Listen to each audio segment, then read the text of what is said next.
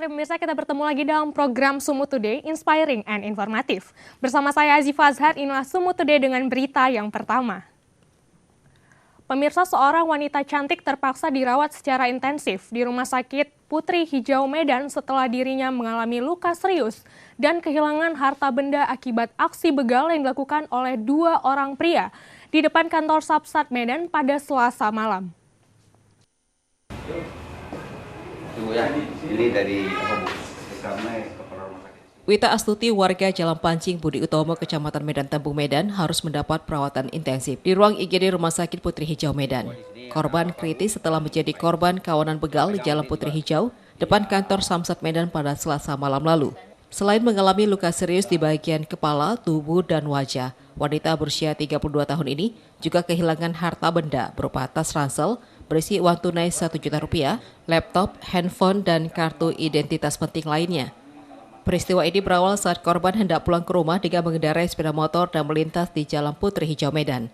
Tepatnya di depan kantor Samsat, tiba-tiba 2 pelaku begal berboncengan sepeda motor mendekati dan langsung merampas tas ransel yang ada di punggung korban. Akibat kuatnya tarikan yang dilakukan pelaku, korban terpental jatuh dari sepeda motor dan tidak sadarkan diri. Sementara tas ransel milik korban dibawa kabur kawanan begal. Beruntung sepeda motor korban tidak sempat dibawa kabur pelaku karena warga langsung datang memberikan pertolongan. Karena tasnya itu yang ditarik gitu. Apa-apa aja yang hilang, Bu? Dompet, handphone, uang saya, uang. Apa itu? ATM ya? Apa tuh? Apa? Tenaga kerja itu apa namanya? Ya. Jam sosek ya? Ya. dari awal. Kami lakukan perawatan untuk sementara dulu di IGD. Karena setelah kita evaluasi ada beberapa gigi depannya patah, ada 4 sebagian giginya patah di depan dan luka lecet di kaki kiri dan di kening. Jadi segera kami lakukan, setelah dari IGD kami rawat ke ruang perawatan di ruangan ini.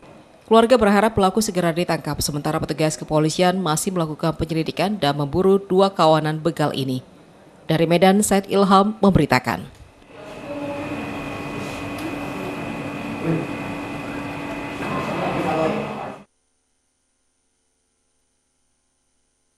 Kota Medan seringkali menjadi keluhan bagi warga dan pengendara yang melintas. Sesuai Undang-Undang Lalu Lintas Nomor 22 Tahun 2009, pengendara dapat meminta pertanggungjawaban kepada pemerintah apabila mengalami kecelakaan karena kerusakan jalan.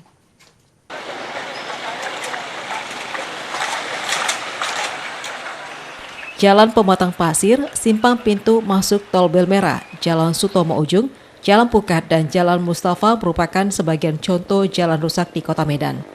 Jalan ini sudah rusak selama bertahun-tahun dan seakan-akan tidak pernah diperhatikan oleh pemerintah. Parahnya, jalan rusak ini seringkali mengakibatkan kecelakaan bagi para pengguna jalan.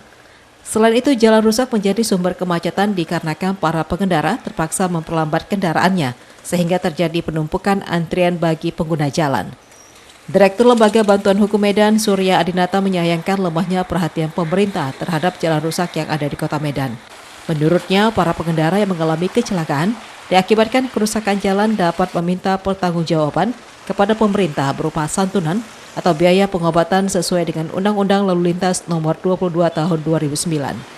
Maka dalam Undang-Undang Lalu Lintas Nomor 22 Tahun 2009, seseorang yang mengalami kecelakaan karena jalan-jalan berlubangnya, maka dapat meminta pertanggungjawaban kepada pemerintah. Dalam hal ini bisa ke penyelenggara jalan pemerintah, kemudian ke Bina Marga ya, yang mengurus ini. Direktur LBH Medan berharap pemerintah segera memperhatikan jalan-jalan yang rusak ini, karena menurutnya para pengguna jalan ini juga membayar pajak dan sudah sepantasnya mendapatkan hak-haknya, yaitu jalan yang tidak rusak. Dari Medan, Eka Hetriansah memberitakan. Balai Besar Pengawas Obat dan Makanan atau BBPOM Medan bersama sejumlah stakeholder di Sumatera Utara Rabu siang mencanangkan aksi nasional pemberantasan obat ilegal dan penyalahgunaan obat di Sumatera Utara. 2, 1.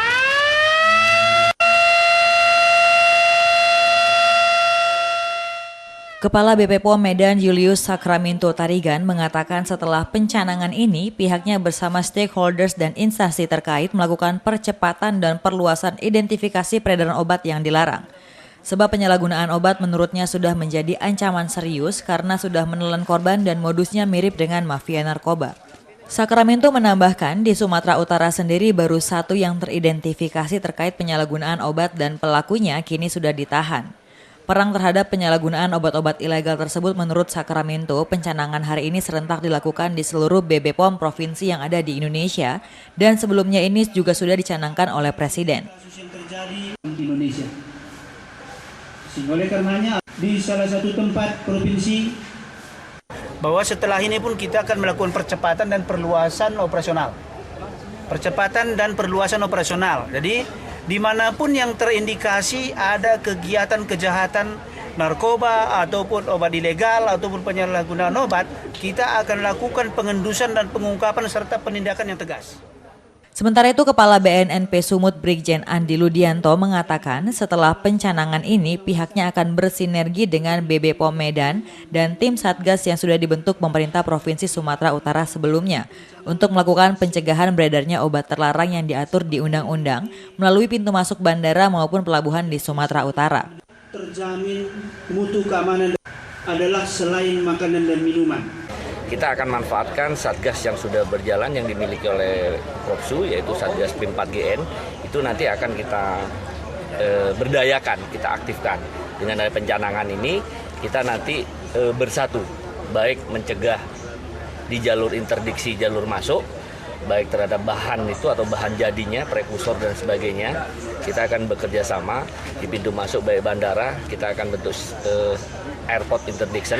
Kemudian di pelabuhan kita akan bentuk seaport interdiction. Berdasarkan catatan BB POM Medan, selain obat PCC, ada 37 jenis obat lainnya yang dilarang untuk dikonsumsi masyarakat yang dilarang undang-undang beredar. Dari Medan, Said Ilham memberitakan. Kalau bisa. Sejumlah relawan warga Kota Brastagi Rabu siang mengadakan pemeriksaan kesehatan serta pengobatan gratis kepada warga desa Sempajaya yang terdampak abu letusan Gunung Api Sinabung.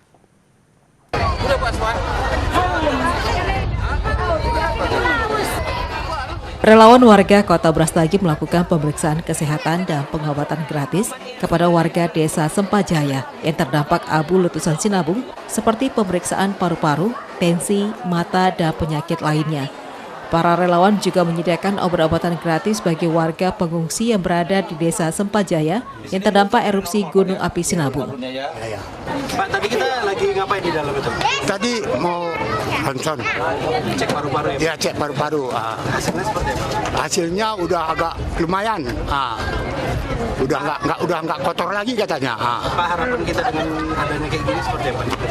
Harapan kita diteruskan lah biar orang Karo, suku Karo semua di Pos Pusat Vulkanologi dan Mitigasi Bencana Geologi atau PPMBG mencatat telah terjadi gempa guguran sebanyak 14 kali, gempa hembusan 1 kali, low frekuensi 5 kali, dan gempa hybrid sebanyak 1 kali. Pos Pusat Vulkanologi dan Mitigasi Bencana Geologi Kabupaten Karo menghimbau warga maupun wisatawan agar tetap mematuhi radius zona bahaya Sinabung. Status Gunung Api Sinabung masih awas level 4. Dari Kabupaten Karo, Ebenezer Pino memberitakan.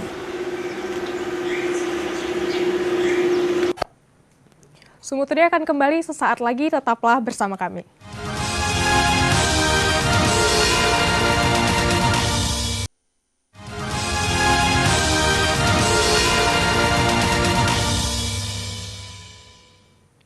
Terima kasih Anda masih bersama kami. Puluhan warga Kelurahan Siringo-Ringo Rantau Prapat Kamis pagi mendatangi pangkalan penjualan gas LPG 3 kg akibat kelangkaan gas di tengah masyarakat. Kelangkaan tersebut sudah berlangsung selama sepekan terakhir hingga membuat penjual gas membatasi pembelian warga.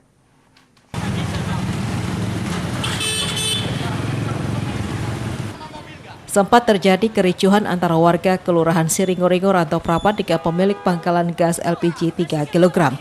Puluhan warga ini pun terlihat pasrah dan kecewa dikarenakan tidak mendapatkan gas LPG subsidi pemerintah yang merupakan kebutuhan pokok bagi warga khususnya menengah ke bawah. Salah seorang warga yang tetap bertahan untuk mendapatkan gas LPG ini mengatakan pihak pangkalan tidak bersedia menjual gas tersebut dikarenakan pasokan yang mereka miliki telah habis terjual. Ada, katanya udah habis. Sementara di dalam masih ada? Masih ada, memang nampaknya Pak. Ya kita mau bilang apa? Wah, Ibu warga sini? Saya sudah tawar. Warga sini? Ya, masih Iya. lingkungan sini? Iya. Oh, jadi alasan pihak penjual nggak mau ngasih gara-gara apa, Bu? Katanya nggak beres. Ada yang berulang-ulang. Pemilik pangkalan Amin merasa kewalahan untuk melayani warga yang datang untuk membeli gas LPG tersebut. Sementara pasokan yang dia terima hanya berkisar 500 hingga 700 tabung dalam seminggu yang dibagi dalam 4 hari dan pasokan tersebut hanya diperuntukkan warga Kelurahan Siringo-Ringo Rantau Prapat. Jadi ini masyarakat masih banyak ini Bangkai Kira mengambil ini Bangkai Kira. Kenapa ini Bangkai Kira, Bang? Ini kira-kiranya nggak dapat lagi, nggak mencukupi lagi membaginya ini. Ada yang berkali dan begini dia. Dari tadi pagi ku jual sabiji semua. Tak ada ku jual 2 biji, 3 biji, 4 biji, 5 biji, nggak ada. Satu semua. Iya. Tapi kita masih kurang juga, Bang? Masih kurang lagi. Ada bukan warga sini, Pak. Untuk menghindari kericuhan, pihak pangkalan akhirnya menutup sementara pangkalan gas LPG tersebut. Dari Labuhan Batu, Fahrizal memberitakan. Sedikitnya 4 dusun di Desa Hatapang, Kecamatan Na 90 di Kabupaten Labuhan Utara terancam terisolir akibat jalan poros desa longsor ke aliran Sungai Hatapang dan jembatan penghubung. Ke dusun tersebut dikhawatirkan roboh. Jembatan Aik Hapesong yang dibangun sekitar tahun 1997 dengan panjang 20 meter dan lebar 7 meter longsor. Dinding beton hingga tanah penahan air juga amblas ke dalam sungai sedalam 20 meter. Jalan ini dikhawatirkan warga amblas karena jalan ini merupakan akses ekonomi dan pendidikan warga yang ada di desa. Jalan dan jembatan tersebut satu-satunya akses menuju Dusun Huala Baru, Huta Padang dan Hatapang yang dihuni 155 kepala keluarga. Warga desa setempat, Rohim, mengatakan akibat curah hujan cukup tinggi dalam beberapa hari terakhir menyebabkan separuh jalan penghubung desa dan dusun sekitaran jembatan terkikis air. Ini jembatan ini ambles atau ambruk kapan? Kita kurang tahu, Bang. Tadi pagi ya? Ini kurang tahu kalau masalah amblesnya jalan ini kita kurang tahu kapan. Oh. Apa nama jembatannya, Bang? Jembatannya jembatan Aik Hapesong. Aik Hapesong. Masyarakat akses keluar masuknya dari sini lah ya, Bang. Ya masyarakat ya. Sementara itu jembatan di Jalinsum Labura di kilometer 262 di Kota Batu, Kecamatan Na 910 mengalami kondisi yang sama, di mana dinding penahan jembatan longsor akibat pertapakan bangunan yang tidak kokoh, sehingga jembatan Selu Majang yang baru dibangun tahun 2015 tidak bisa dioperasikan. Longsornya tanah di 2 titik jembatan tersebut akibat intensitas curah hujan yang cukup tinggi dan kualitas bangunan yang kurang baik, ditambah dengan curah hujan beberapa hari terakhir cukup tinggi sehingga dinding beton penahan jembatan terkikis dan amblas. Dari Labuhan Batu Utara, Fahrizal memberitakan. 6 atlet arum jeram asal Kabupaten Serdang Bedagai yang tergabung dalam Federasi Arum Jeram Indonesia atau FAJI Sumatera Utara baru-baru ini diberangkatkan ke Jepang untuk mewakili Indonesia di kompetisi di ajang World Rafting Championship 2017 dari Bandara Kuala Namu International Airport.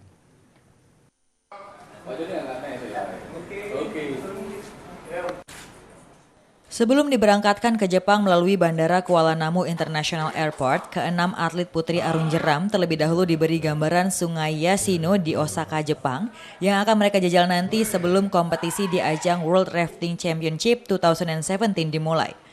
Menurut keterangan manajer tim Dharma Wijaya, ke-6 atlet putri yang diberangkatkan Senin malam melalui Bandara Kuala Namu International Airport telah mempersiapkan diri mulai dari latihan fisik maupun latihan teknik untuk memenangkan kejuaraan kompetisi di ajang World Rafting Championship di Jepang untuk mengharumkan nama baik sebagai bangsa Indonesia.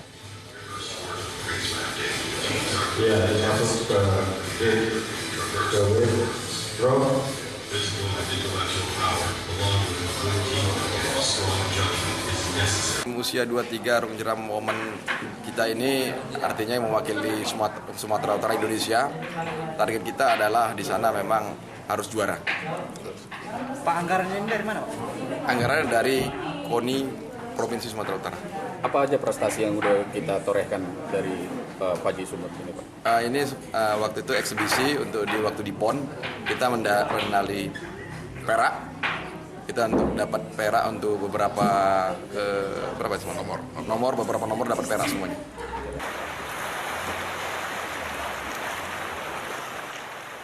Tim Arung Jeram Putri dari Faji Sumut ini merupakan satu dari 7 tim yang mewakili Indonesia seperti DKI Jakarta 1 tim, Jawa Barat 3 tim, dan Yogyakarta 2 tim.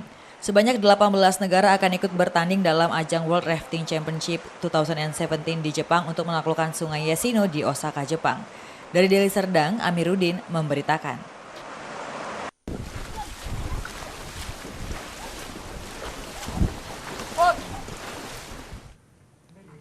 Jangan kemana-mana pemirsa, Sumut Today akan hadir sesaat lagi.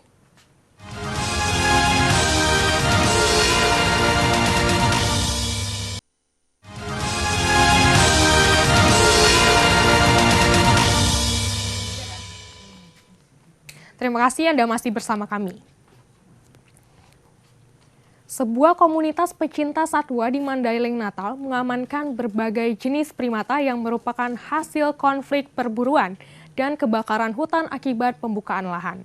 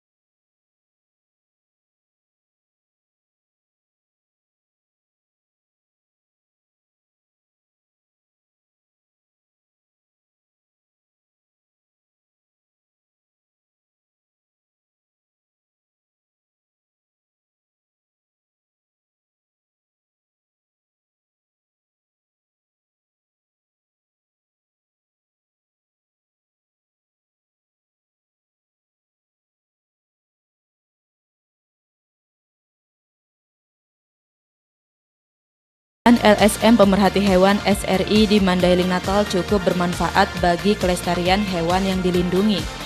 Puluhan hewan jenis primata kini dikandangkan di tempat ini dengan perawatan khusus. Hewan-hewan ini juga terlihat sehat, lincah, dan cepat bereaksi terhadap lingkungan sekelilingnya. Perawatan khusus sangatlah penting bagi kelangsungan hidup hewan-hewan ini, karena saat ditemukan hewan jenis primata ini sudah tak seperti sedia kala saat masih berada di hutan. Si Luna itu jadi dia ibunya dibunuh, terus dia waktu itu masih bayi. Dia ditemuin warga di hutan, akhirnya dibawa sama warga ini, dipelihara gitu, dianggap anaknya sendiri, tapi akhirnya kita sita. Memperingati Hari Hewan Sedunia hari ini, kegiatan LSM SRI patut diapresiasi. Hewan sebagai makhluk ciptaan Tuhan juga perlu perhatian. Mereka hidup dan berkembang di habitatnya hutan. Namun aktivitas manusia yang merusak hutan membuat habitat mereka kini semakin terusik. Dari Madinah, Ahmad Husain Lubis, kontributor MNC Media, melaporkan.